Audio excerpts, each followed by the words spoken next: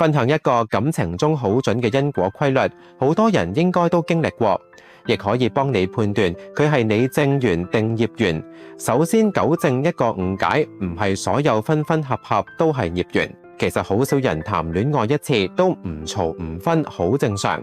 兩個人一齊本就係獨立個體嘅磨合，但要判斷對方適唔適合你，係咪業緣，方法好簡單。業緣講白啲就係爛桃花，通常嚟得好快好激烈，讓你覺得轟轟烈烈、海枯石爛，好似真愛一樣。但係一齊時，你卻總係感到不安、自我懷疑、分唔開又處唔好。正緣啱啱相反，往往嚟得平靜溫和，唔會讓你即刻瘋狂心動，但會讓你心裏好踏實。無論好定壞都係一種體驗。但如果你成日同爛桃花糾纏，成日想復合，好可能錯過嗰個真正啱嘅人。